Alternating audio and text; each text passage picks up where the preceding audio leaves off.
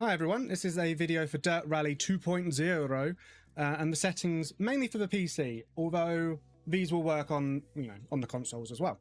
First, what we want to do is make sure everything's plugged in, Logitech's plugged in, but before we go into the game, you want to make sure that we got it set to PS4, which is PC, and then we want to come out and we want to click on G-Hub. It's usually in the task menu. You want to make sure that your G29 is synced up, and then double click on it. So intuitively, you'd click on settings, wouldn't you? But no, that just gives you the firmware. So you double click on it. You want to make sure sensitivity is at 50, operating range, the angle is at 900, and this is not, no. There we go. So I've got the Dirt Rally 2. You can change it. Click on it. There we go. Sensitivity 50, operating range 900, but then center and spring strength 0, and then click on this little icon here. I'm not sure if it actually does much, but I found that the settings that I found worked.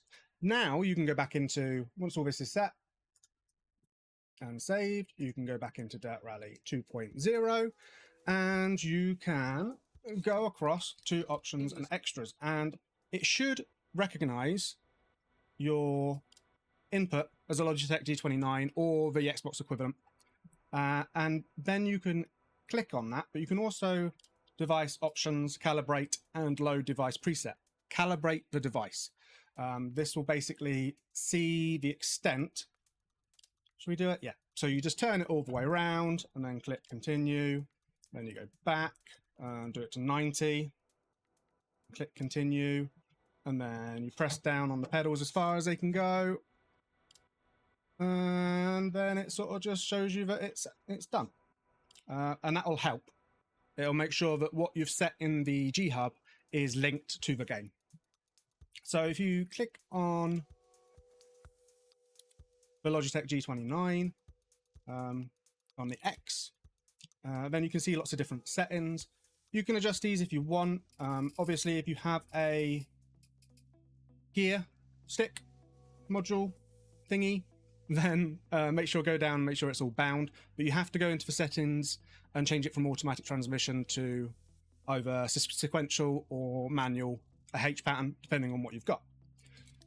This is where the settings get a bit funky. What I would recommend, and I'll show you in a minute how to do that, is to go into like a free roam mode just to make sure that you're happy with the settings, and you can pause the game, change the settings, and go drive at the same time. It's really good. So steering steering L, I've got set to -4. It basically means how much movement it gives. Oh, I had somewhere where it was actually like written down what it does in proper English. To negative value makes the steering wheel more sensitive when the wheel is centered. I prefer that. Some people don't. Try -4, try -2, try 0. Different cars will work better with others. Some people say that it should be 0 for the modern cars, -4 for the older cars. I prefer it just being on -4. The saturation and dead zones for the steering, I've left. But for the brake and for the clutch, I have changed. The dead zone, again, let me do this. So saturation is how much it's pushed, and the dead zone is how much you have to push it before it does anything. And just by tweaking these slightly, I found that it helped. So just having the brake dead zone to 5 and the clutch dead zone to 20.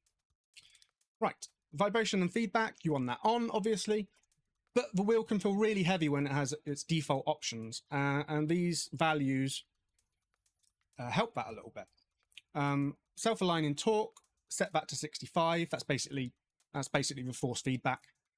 Wheel friction and tire friction is how much feedback you get through the wheel from tires and wheels. Some people on the internet have said put it to 0. I don't like that. You will feel it change if you go from 0 to 10. So just try it and see which one you prefer. The wheel will feel a lot lighter if you have wheel friction and tire friction set to 0. Suspension, I put that much further down to 50. Collision, again, yeah, 90. It's just how much it will vibrate from certain things. So the suspension, when the wheel goes up or down, how much it will vibrate if you're going over a bump, and collision, if you crash into something, how much it will go crazy.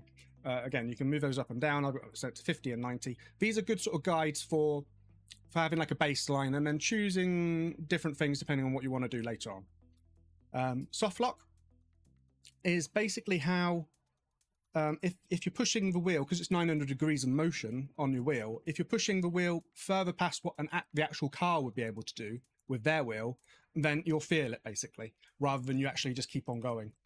So I've got that set all the way. And then the centering force is on and at 100, and that's just how much it comes back to 0. And that's it. They're very simple settings. Once you've got everything set up nicely, it works really well. Like I said, you can go into game settings and change your transmission, which is the gears and the gearbox. You can also make things easier by having like launch control and clutch override, so you don't accidentally put it into neutral. No, I don't want to exit the game. But you can also go to free play and go down to free roam and just mess about, basically. And you can choose what car you want to do. So you might want to choose an older car and then a newer car, test out the settings and adjust them, just little adjustments, which you can do in the start menu by pressing R2.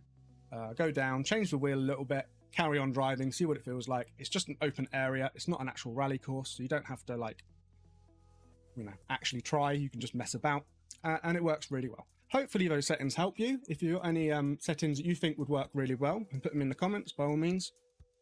Check out my other videos on the Logitech G29, and hopefully I'll make some more in the future. Thank you very much for watching. Bye.